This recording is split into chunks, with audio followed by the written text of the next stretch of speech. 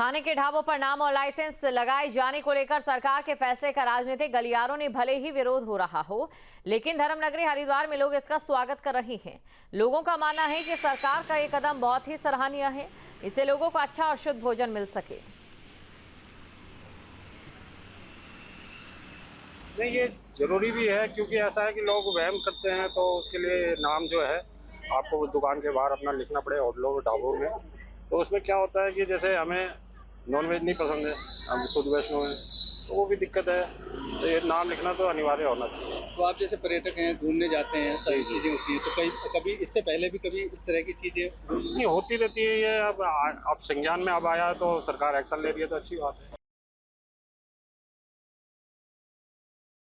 ये तो सबसे अच्छा करा सरकार ने कि मतलब होटलों ढाबों या किसी भी दुकान में, अन्य दुकान में भी, तो होटल मालिकों के नाम, दुकानदारों के नाम जरूरी होना चाहिए। इसमें कोई अंदर से, जैसे बाहर से तो हिंदू लिख दिया कि भाई मामा भांजा या कुछ भी लिख दिया, बद्री विशाल लिख दिया, जय केदार लिख दिया, अंदर बॉम्बलन होटल चला रहे, तो लड़ाई झगड़े वाली बात हो जाती है इसमें। तो इसलिए जो है, जो मतलब जो कास्ट का है वो अपनी वो लिखे है कि भाई मैं ये आदमी हूँ।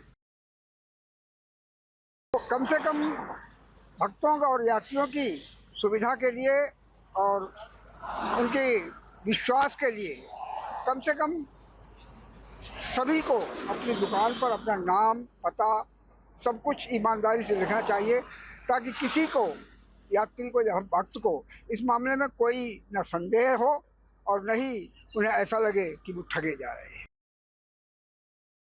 हरिद्वार में कांवड़ मेला शुरू होने में भले ही अभी थोड़ा समय हो, लेकिन रेस्टोरेंट और ढाबों पर नाम को लेकर और कांवड़ियों की आमद को लेकर अभी से चीजें शुरू हो चुकी हैं। बात हम करें हरिद्वार की, तो हरिद्वार में कांवड़ियों की आमद शुरू हो चुकी है और आप देख सकते हैं कि किस तरह से यहाँ पर कांवड़िए पहुंच रहे हैं। और समय से पहले अगर विधिवत कांवड़ यात्रा की बात की जाए तो विधिवत 11 जुलाई के बाद से शुरू होनी है, लेकिन अभी से कांवड़िए यहाँ पहुंचने शुरू हो गए। इसके अलावा अगर मैं बात करूं, जिस तरह से नेम को लेकर, जो रेस्टोरेंट और ढाबों पर नाम लिखने को लेकर जो चीजें चल रही हैं वो लगातार बढ़ती जा रही हैं और ऐसा लग रहा है कि कांवड़ यात्रा से पहले इसको खासा सुर्खियां मिलने वाली हैं। क्योंकि जिस तरह से हमने देखा कि मुजफ्फरनगर के जो स्वामी यशवीर हैं उनको उत्तराखंड आने में रोका गया।